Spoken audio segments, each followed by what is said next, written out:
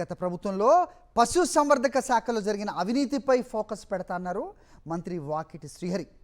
తమది జాతీయ పార్టీ కాబట్టి నిర్ణయాలు జాతీయ స్థాయిలోనే జరుగుతాయన్నారు. తనకిచ్చిన శాఖలతో పూర్తి సంతృప్తిగా ఉన్నారన్నారు. మంత్రుల పోర్ట్ఫోలియోలపై సీఎం అధిష్టానంతో మాట్లాడితే తప్పేంటని ప్రశ్నించారు.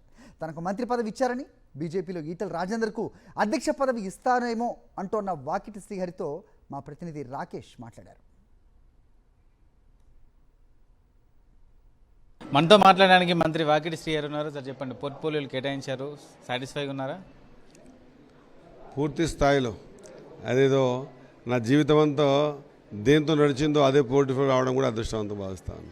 మీకు కేటాయించిన శాఖలో ముఖ్యంగా కొంత అవినీతి ఆరోపణలు ఉన్నాయి. ముఖ్యంగా గొర్రెలకు సంబంధించిన పంపిణీలో భారీ అవినీతి జరిగిందనే ఒక కేసు నడుస్తూ ఉంది. దాని విషయంలో ఏమైనా ప్రత్యేకంగా ఫోకస్ చేస్తారా? గతంలో ఏం జరిగింది, నేను ఇప్పుడేం చేయాలి, రేపు దాన్ని ఏ రకంగా తీసుకుపోవాలని ఒక ప్లాన్ చేసుకుంటా. ఖచ్చితంగా 100% వాట్ బెస్ట్ మనం ఏం చేయగలుగుతాం అనేది. మనం కూడా కింది స్థాయికి నుంచి వచ్చినాం. ఆ వ్యవసాయం లేదా పాల డైరీ నిజంగా కూడా జీవితంలో నేను పడ్డ ప్రతి అడుగులో ప్రతి కష్టంలో నేను ఏ పని చేసుకుంటూ పైకి వచ్చానో అవి పోర్ట్ఫోలియో రావడం అనేది కూడా చాలా అదృష్టంగా భావిస్తూ ఉన్నా. నాకు కనెక్ట్ అయి ఉన్నటువంటి అన్ని పోర్ట్ఫోలియోస్ రావడం అనేది కూడా నేను చాలా అదృష్టంగా ఫీల్ అవుతా ఉన్నా. బెటర్గా చేయగలుగుతాం. ఆ పనిలో కొంత మనకు తెలిసిన తత్వం ఉంటుంది కాబట్టి కొంత దాంట్లో మనసు పెట్టి చేసే అవకాశం దొరికిందని అనుకుంటున్నాను. ముఖ్యంగా పోర్ట్ఫోలియోలు కేటాయించలేని పరిస్థితులు కూడా రేవంత్ రెడ్డి ఉన్నాడు. దాన్ని కూడా ఢిల్లీ అధిష్టానం దగ్గరకు వెళ్ళి క్లారిటీ తెచ్చుకోవాల్సిన పరిస్థితి వచ్చిందంటూ కూడా నిన్న కేటీఆర్ విమర్శించారు. ఏం చెప్తారు? ప్రతిపక్షాలు మాట్లాడాలనుకోవడం, పోర్ట్ఫోలియో నిర్ణయం చేయకపోవడం, రేవంత్ రెడ్డి గారు కాకుండా మంత్రిమండలి కాకుండా పోతే ఇది నేషనల్ పార్టీ ఢిల్లీ కనెక్ట్ ఉంటుంది. వాళ్ళది నేషనల్ పార్టీ కాదు కదా, వాళ్ళ కనెక్టివిటీ లేదు. వాళ్ళు ఎవరి దగ్గర పోయినా మాతోనే పొత్తుంటే మాతోనే రావాల్సిందే, బీజేపీతో పొత్తుంటే బీజేపీతో పోవాల్సిందే.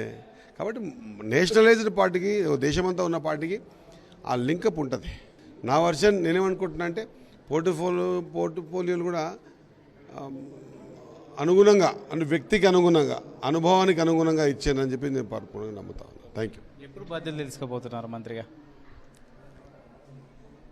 ఈరోజు వచ్చింది, ఈరోజు పూజ అయింది, ఈరోజు రాత్రి అనౌన్స్ అయింది. 15వ తారీఖు రోజు మంచిగా ఉందని అనుకుంటున్నా.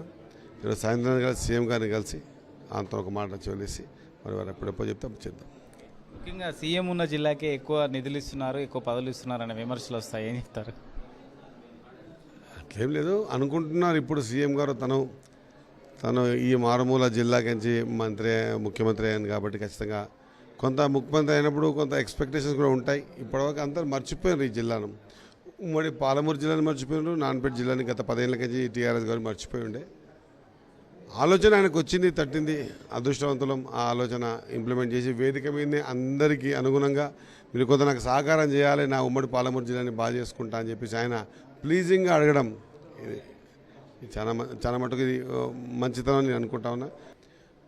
కుల సమీకరణ వచ్చినప్పుడు కుల సమీకరణ ప్రకారంగా ప్యూర్లీ బీసీలకు ఇవ్వాలనే ఆలోచనతో ఉన్న, ప్యూర్లీ బీసీలలో పెద్ద సంఖ్య ఉన్న ముదిరాజులకి అనే ఆలోచనతోనే ముందుకు వచ్చారు. కాబట్టి దీని అనుమానం ఎందుకు, దీని ఆలోచన కూడా ఎందుకు?